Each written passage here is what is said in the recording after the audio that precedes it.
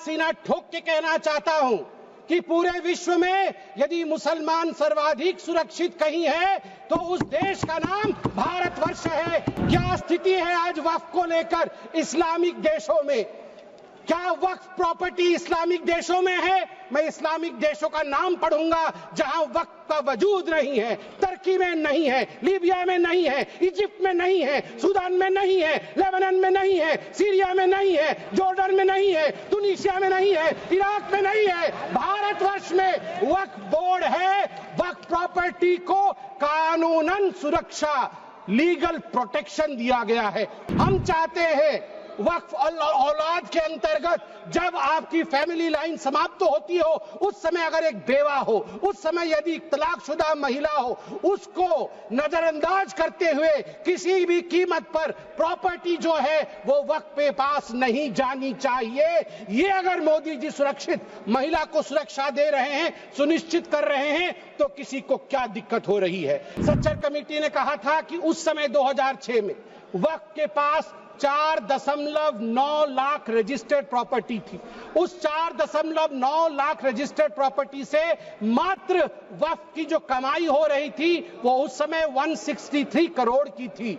मगर सच्चर कमेटी ने कहा यदि सही तरीके से इसका इस्तेमाल किया गया होता, सही तरीके से लीज दिया गया होता, फेयर मार्केट प्राइस के आधार पर किया गया होता तो 12,000 करोड़ की आमदनी होती। Honourable member Sambit Patra ji, please.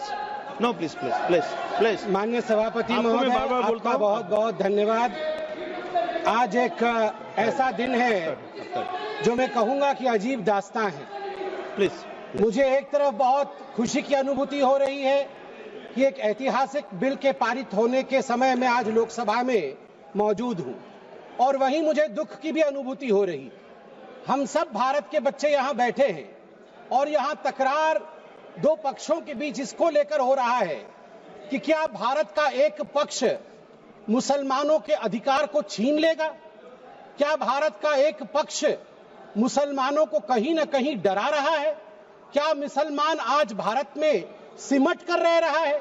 सभापति महोदय, मैं आज सीना ठोक के कहना चाहता हूं कि पूरे विश्व में यदि मुसलमान सर्वाधिक सुरक्षित कहीं है तो उस देश का नाम भारतवर्ष है, हिंदुस्तान है।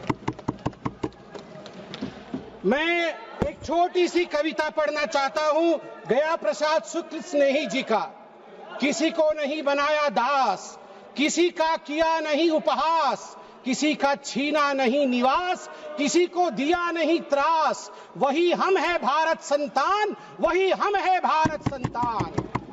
किसी का कुछ छीना नहीं है, हमेशा दिया है। जो शरणार्थी बन के आया है उसको गले से लगाया है। और केरल की बात हो रही थी, मैं धन्यवाद देता हूं केरल की भूमि को, प्रणाम और वंदन करता हूं केरल की भूमि को। वहीं से आदि शंकराचार्य जी भी आए और केरल की भूमि में कोडंगलूर तालुक के मेथला गांव में स्थित है भारतवर्ष की पहली मस्जिद चेरामल जुमा मस्जिद। और चेरा राजा चेरामल पेरुमल ने इस मस्जिद के लिए जगह स्थान दिया था। यह है भारत का कल्चर, यह है भारत माता। और इस भारत के ऊपर आप संदेह दिखा रहे हैं।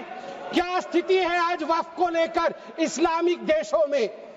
क्या वक्फ प्रॉपर्टी इस्लामिक देशों में है? मैं इस्लामिक देशों का नाम पढ़ूंगा जहां वक्फ का वजूद नहीं है। तुर्की में नहीं है, लीबिया में नहीं है, इजिप्ट में नहीं है, सूडान में नहीं है, लेबनान में नहीं है, सीरिया में नहीं है, जॉर्डन में नहीं है, तुनीसिया में नहीं है, इराक में नहीं है। भारतवर्ष में वक्फ बोर्ड है।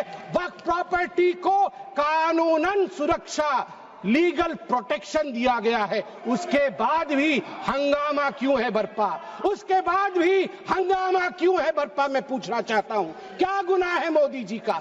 क्या गुनाह है हमारा? हमारा गुनाह सिर्फ इतना है कि हम सबका साथ चाहते हैं, हम आगा खानियों का साथ चाहते हैं, हाँ हम बोहरा समाज का साथ चाहते हैं, हम पसमंदा समाज का जो पिछड़ा वर्ग है मुसलमान समाज में उसका साथ चाहते हैं, हाँ हम चाहते हैं महिलाओं का रिप्रेजेंटेशन और प्रतिनिधित्व हो। क्या ये गलती है?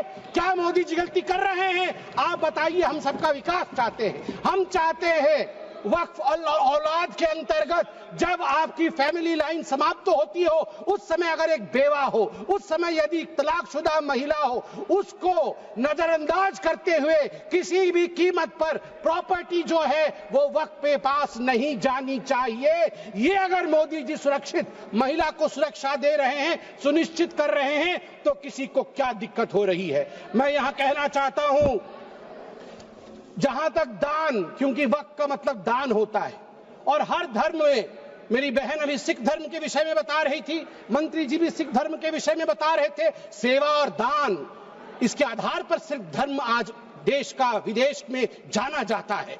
हिंदू धर्म, ईसाई धर्म, सब में दान का महत्व है। आदि शंकर ने आज से हजारों वर्ष, केरल के लोग भी सुन रहे हैं, मैं कहना चाहता हूं, भज गोविंदम में दान के लिए क्या कहा था? गेयं गीता नाम सहस्त्रम ध्येयं श्रीपति नाम ध्येयं श्रीपति रूपमजस्रम नेयं सज्जन संगे चित्तं ध्येयं दीन जनाय जवित्तम। दीन जनों को, गरीबों को वित्त दान करो, ईश्वर मिलेंगे। भगवान का नाम लो, गीता का ध्यान करो, ईश्वर मिलेंगे। और वही इस्लाम में भी ज़कात, सदका और सदके जरिए के नाम से जिक्र किया गया है। वक्फ जो दान की जमीन और पुण्य के लिए, परमार्थ के लिए, धर्मार्थ के लिए वक्फ बनाया गया है। वक्फ के बोर्ड में आज जो लोग कह रहे हैं कि वक्फ एक्ट में ये जो अमेंडमेंट है ये अनकॉन्स्टिट्यूशनल है, ये किस आधार पे कह सकते हैं? 1995 में वक्फ एक्ट आया, मतलब उससे पहले से चल रहा था। 1995 एक्ट के अंतर्गत अभी हम चल रहे हैं। 1995 के बाद अब याद करिए 2013 में भी अमेंडमेंट हुआ। उससे पहले 1954 में, 1959 में, 1964 में, 1969 में और 1984 में अमेंडमेंट्स या संशोधन हुए हैं। अगर वो सारे संशोधन ठीक थे तो आज ये संशोधन अनकॉन्स्टिट्यूशनल कैसे हो सकते हैं? मैं छोटे से एक विषय को रखना चाहता हूं।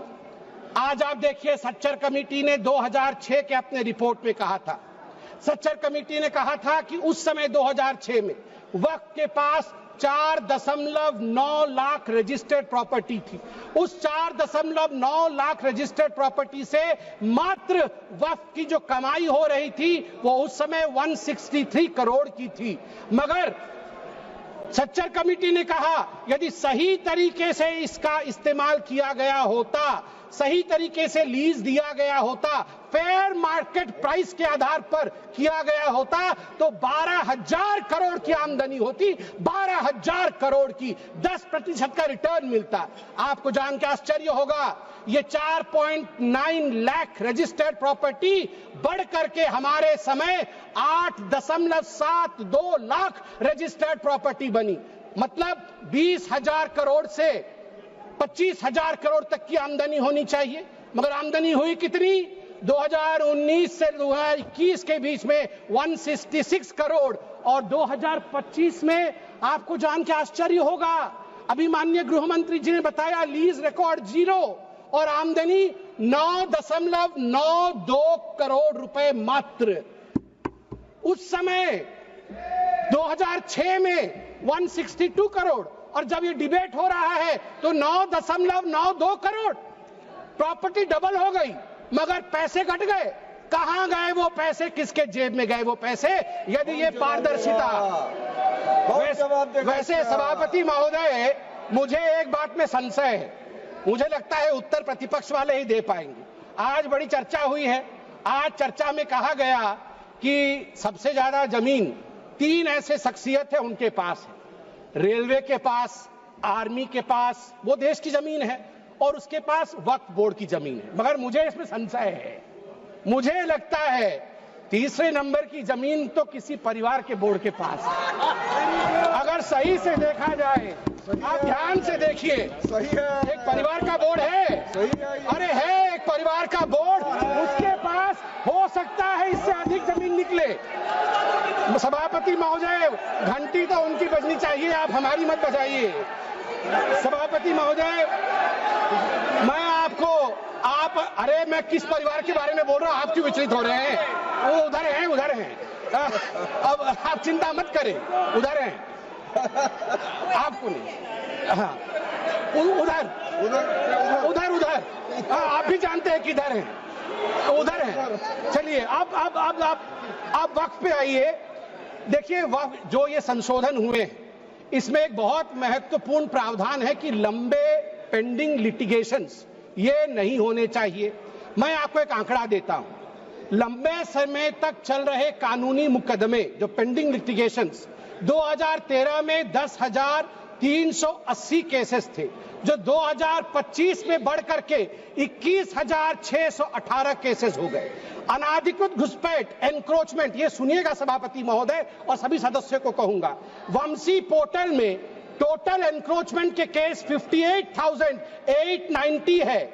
इसमें से लगभग 31,999 पेंडिंग एनक्रोचमेंट है, जिसमें 9,000 मुस्लिम पार्टीज है, अर्थात मुसलमानों के जमीन पर भी अधिग्रहण का काम वक्फ बोर्ड ने किया है। इसलिए जो ये बिल के बारे में आज हम चर्चा कर रहे हैं, मुसलमान भी पीड़ित है, इसलिए बिल से संरक्षण मुसलमान को भी मिलेगा और पूरे हिंदुस्तान के सभी कौम को मिलेगा। मैं अंत में इतना ही कहना चाहता हूं कि सेक्शन 40 को लेकर आज जो कहा गया, मैं बस 30 सेकंड में समाप्त करूंगा। सेक्शन 40 को लेकर आज यहां बहुत चर्चा हुई। ये जो तर्कहीन शक्ति, इर्रेशनल पावर दिया गया था वक्फ बोर्ड को, खुद ही इंक्वायरी करते थे और खुद ही जमीन को वक्फ में डिक्लेयर करते थे। आज देश में 515 ऐसी प्रॉपर्टी है, उसी का शहर, वही मुद्दई, वही मुंसिफ। हमें यकीन था हमारा कसूर निकलेगा। उसी का शहर, मतलब एरिया खुद ढूंढ लेंगे, वही मुद्दई, वही जाके इंक्वायरी कर लेंगे, वही मुंसिफ, वही जजमेंट भी दे देंगे। हमें यकीन था, जिसकी जमीन थी, हमें यकीन था हमारा कसूर जरूर निकलेगा। मगर सभापति महोदय, मैं धन्यवाद देना चाहूंगा आदरणीय प्रधानमंत्री श्री नरेंद्र मोदी जी का, हमारे माननीय गृह मंत्री जी का, किरण रिजिजू जी का, कि इन्होंने इस प्रकार के एक प्रावधान को यहां प्रस्तुत किया है जिससे देश में हम सब सुरक्षित रह सके। धन्यवाद।